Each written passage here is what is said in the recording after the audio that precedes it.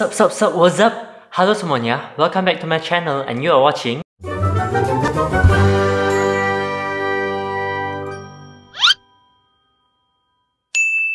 Oke, jadi di video kali ini gue bakal bahas tentang beasiswa yang ada di NTU sama NUS. Jadi sebenarnya beasiswa di NTU NUS ada banyak jenis ya. Tapi di video kali ini gue bakal bahas ASEAN Scholarship sama TGT Tuition Grant. Menurut gue, kenapa gue bahas ini dua? Karena dua ini tuh yang paling umum gitu, yang paling umum didapatkan oleh murid-murid dari Indo.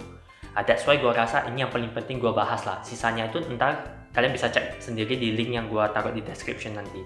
Itu penjelasannya udah detail kok dari website NTU sama NUS. Oke, jadi gue mau mulai bahas dari tuition grant. Anyway, ini juga tuition grant ini yang gue dapet ya. Gue sendiri di NUS sekarang dapatnya yang tuition grant. Jadi misalnya kalian pernah dengar orang-orang sering bilang itu kayak, oh beasiswanya 50%. Nah, yang sebutannya itu tuh sebenarnya tuition grant. Jadi apa sih tuition grant itu? Oke, jadi tuition grant itu sebenarnya pemerintahnya itu kasih subsidi gitu, subsidi uang sekolah lu gitu. Kira-kira 50% lah bisa dibilang. Soalnya untuk, kalau nggak salah sih katanya itu untuk tiap jurusan beda-beda ya. Tapi in general, secara umum, mereka tuh subsidinya itu 50% dari uang sekolah kita. Jadi beasiswanya itu dia nggak tanggung, misalnya akomodasi, biaya hidup itu gak dikasih, dia cuma kasih itu 50% dari uang sekolah lu itu. Jadi ketika lu bayar uang sekolah, entar udah langsung terpotong 50%. Lu tinggal bayar sisanya gitulah. Jadi apa sih syarat-syaratnya? Biasanya sih kalau misalnya NTU NUS, entar lu bakal pas apply untuk ujian tes masuk itu, tes masuk UII itu. Entar lu udah bakal ditanya lu mau gak apply buat tuition grant ini. Nah, untuk itu lu tinggal checklist doang sih setahu gua, gak ada syarat-syarat lainnya lagi. Ntar mereka tuh bakal lihat dari nilai tes kamu, nilai tes ujian kamu ketika UII itu, atau misalnya kalau kalian lewat jalur UN, berarti dia tuh ntar bakal lihatnya tuh ke nilai UN lu itu, nilai yang lu submit, apakah nilainya memuaskan, cukup memuaskan untuk dapat tuition grant ini.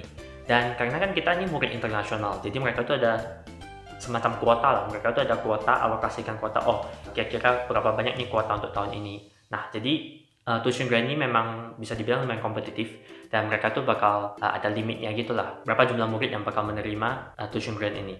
Cumannya sih kita nggak tahu ya, kita sendiri nggak bakal tahu mereka tuh kuotanya itu berapa orang. Nah, intinya tuh memang mereka tuh selektif lah dalam kasih tuition grant ini. Jadi kalau misalnya kalian menerima tuition grant, itu entar kalian bakal diwajibkan untuk kerja 3 tahun setelah tamat. Nah, kerjanya itu di mana? Kita tuh harus kerja di perusahaan-perusahaan yang terdaftar di Singapura.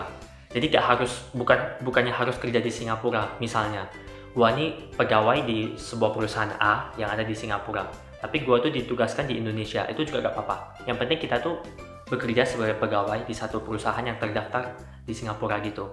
Nah, itu kerjanya selama 3 tahun. Lalu mungkin ada juga yang nanya, jadi kalau misalnya kerja itu kita digaji gak ya?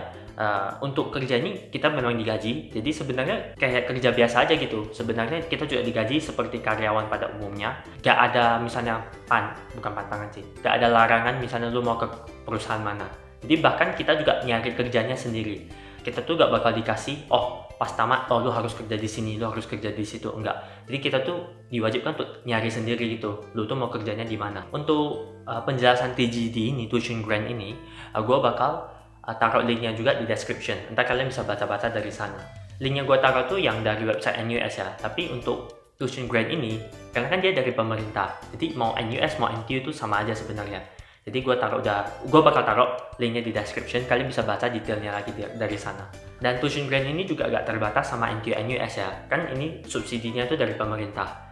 Jadi dari pemerintah tuh juga bakal kasih ke misalnya universitas lain juga yang misalnya milik pemerintah lah, bisa dibilang kayak PTN-nya Singapura gitu. Jadi selain di NTU NUS, di SMU sama NAFA juga ada tuition grant. Jadi application-nya tuh kalau untuk SMU sama NAFA gue kurang tahu sih detailnya, tapi seharusnya itu sama aja pas kalian udah daftar buat universitasnya itu, entar mungkin kalian bakal ditanya, kalian mau gak sekalian apply buat ini? Atau kalian udah langsung otomatis di-consider gitu. Jadi kalian gak usah apply sendiri lagi, entar bakal dari pihak sekolahnya itu otomatis apply buat tuition grant ini.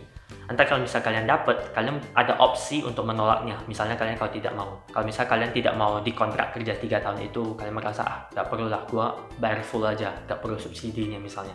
Nah, itu juga kalian boleh tolak lah sebelum kalian accept offernya itu. Oke, next gua mau bahas tentang ASEAN Scholarship. Ini yang di video kemarin gue bilang itu yang full scholarship. Jadi kalian tuh ditanggung penuh sepenuhnya uang sekolahnya itu. Jadi kalian nggak bayar uang sekolah lagi. Nah, kenapa gue bahas ASEAN Scholarship ini di poin kedua? Karena ASEAN Scholarship ini dia tuh cover biaya sekolah lu itu setelah subsidi pemerintah, which is yang tuition grant tadi. Jadi kalau kalian dapat ASEAN Scholarship ini, kalian diwajibkan untuk ngambil tuition grant tadi. Jadi ASEAN Scholarship itu mengcover 50% setelah subsidi pemerintahnya itu. Nah, jadi kalau bagi yang menerima beasiswa ASEAN ini, mereka juga ngambil tuition grant yang tadi. Nah, lalu ada juga orang yang nanya, jadi ASEAN Scholarship itu ada kayak kontrak kerjanya gak gitu? ASEAN Scholarship-nya sendiri itu gak ada kontrak kerjanya. Nah, tapi kenapa kalau misalnya kalian ngambilnya ASEAN Scholarship, kalian juga diwajibkan kerja 3 tahun? Nah, itu karena kalian juga ngambil tuition grant-nya itu, yang gue bahas di poin pertama tadi. Nah, makanya kalau misalnya kalian ngambil ASEAN Scholarship, kalian juga diwajibkan untuk kerja. Dan kontrak kerja itu adalah bagian dari tuition grant yang kalian ngambil tadi, seperti yang di poin 1. Nah, mungkin sedikit ralat ya, di video kemarin kan gue sempat bilang kayak kalau ASEAN Scholarship, kalian bakal dikasih semacam uang transport buat datang gitu. Nah, ternyata yang ada kasih uang transport datang itu bukan ASEAN Scholarship. Dari websitenya itu gue baru cek, itu namanya itu Science and Technology Undergraduate Scholarship. Itu yang NUS ya. Nah, jadi kalau yang itu sedikit beda dari ASEAN Scholarship, tapi dia juga full scholarship gitu. Bedanya itu dia ada lebih banyak santunan, dan dia ada kasih tiket untuk datangnya itulah. Nah, untuk detailnya itu gue juga bakal taruh linknya sih di bawah nih. Ntar kalian bisa cek juga, kalian bisa baca-baca detailnya itu apa. Dan kalau untuk di NTU itu sebutannya Nanyang Scholarship. Nah, gue juga bakal taruh linknya tuh di bawah ini, di bawah description ini. Ntar kalian bisa baca-baca detailnya juga. Kalau untuk Nanyang sama tadi yang Science and Technology Undergraduate Scholarship, itu lebih covernya tuh lebih banyak lah dibanding ASEAN Scholarship. Cuman setahu gue umumnya tuh orang-orang dapatnya yang ASEAN Scholarship sih. Mostly itu dapatnya ASEAN Scholarship. Dan untuk full scholarship ini lebih kompetitif lagi dibanding tuition grant tadi. Karena kan tuition grant itu subsidi pemerintahnya 50%. Kalau yang ini, itu tuh kayak lu tuh udah bener-bener di cover uang sekolah penuh. Jadi 50% dari tuition grant, 50% lagi dari scholarship ini. Dan kalau misalnya kalian terseleksi untuk scholarship ini, untuk beasiswa ini, ntar kalian bakal di-interview lagi dulu. Ntar bakal ada disuruh tulis essay sama ada personal statement lah. Ntar bakal dikasih satu topik, kalian perlu tulis essay. Lalu ada bakal interview lagi untuk seleksinya gitu. Untuk ini memang lumayan kompetitif sih untuk full scholarship ini. Bisa dibilang sangat kompetitif lah. Karena kuotanya tuh sangat sedikit, apalagi untuk murid internasional. Kalau untuk full scholarship ini ada sedikit beda ya di NTU sama NUS dalam hal pendaftarannya. Kalau di NUS itu seingat gua mereka itu gak kayak ada form lain lagi gitu. Jadi ketika lu daftar, mereka juga langsung ketika daftar UEE itu, tes masuk itu, kalian udah langsung di-consider buat beasiswa nih, beasiswa ASEAN ini. Sementara kalau NTU itu ntar bakal ada form lain lagi. Nah, ntar itu udah ada di websitenya juga sih, ntar kalian bakal nampak. Itu ntar ada form lagi, kalian perlu isi dan perlu nulis satu essay. Lalu kalian juga perlu surat rekomendasi dari misalnya guru atau kepala sekolah gitu. Nah, untuk penjelasan lebih detailnya itu kalian juga bisa cek di link yang gue taruh di bawah di description ini. Di sana udah jelas lah ada beasiswa apa aja, covernya apa aja, apakah ada kontrak, detailnya itu apa aja, cara daftarnya itu apa aja juga ada udah jelas lah di websitenya itu. Kalian bisa cek di link di bawah ini.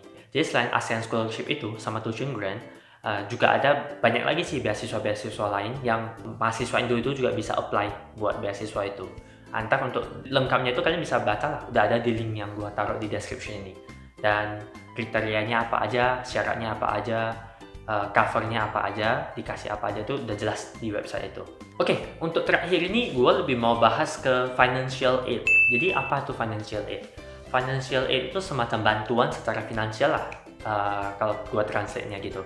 Jadi misalnya kalian udah dapat beasiswa, atau misalnya kalian cuma dapat tuition grant tadi yang 50% itu.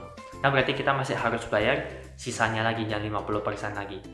Nah, untuk itu kalau misalnya secara finansial kita tuh memang membutuhkan atau kurang mampu, kita juga bisa apply buat financial aid. Nah, untuk financial aid ini lebih banyak lagi jenisnya yang bisa kita apply. Dan untuk tiap jenis itu syaratnya itu beda-beda dan uang santunan yang diberikan itu juga beda-beda. Jumlah uang, nominal uangnya itu juga beda-beda. Gue bakal jelasin sedikit lah secara umum apa sih financial aid itu. Karena kalau untuk mau mendetailnya tuh terlalu banyak ya jenisnya tuh. Jadi kalian bisa baca aja, udah jelas di websitenya tuh. Gue bakal taruh linknya juga di bawah ini. Jadi kalian bisa baca-baca sendiri lah kira-kira detailnya tuh apa, kalian bisa apply-nya buat apa, dan syaratnya apa-apa aja. Nah, kalau financial aid itu ada dua macam ya. Ada yang disebut dengan bursary atau grant, dan satu lagi disebut dengan loan. Jadi kalau bursary atau grant ini, mereka tuh basically kayak kasih dulu tuh uang santunan, dan lo tuh gak usah bayar kembali lagi gitu. Jadi udah memang benar-benar dikasih ke kamu gitu, udah benar-benar pure buat kamu lah. Nah, sementara kalau loan itu cuma semacam pinjaman lah. Jadi lo tuh bakal dikasih pinjaman dengan nominal sekian, ntar kalian tuh bakal diwajibkan untuk bayar kembali pinjaman tersebut. Secara umum setahu gua nggak bakal ada bunganya sampai kalian tamat. Jadi biasanya itu kalian tuh dikasih pinjaman dan itu bakal 0%, bunganya itu 0% sampai kalian tamat. Jadi bunganya itu dihitung setelah kalian tamat. Nah, jadi bisa dibilang lumayan bagus sih, lumayan membantu dalam hal finansial. Jadi misalnya kalian dapat tuition grant aja, kalian takut misalnya, oh kayaknya gue gak mampu deh misalnya untuk lanjutin kuliah di sana karena biayanya segini. Nah misalnya ya, jadi untuk hal tersebut kalian bisa cek lah ada financial aid apa aja dan apakah kalian memenuhi syarat untuk menerimanya gitu. Nah kalau misalnya memang memenuhi syarat, nah, kalian bisa coba apply loh.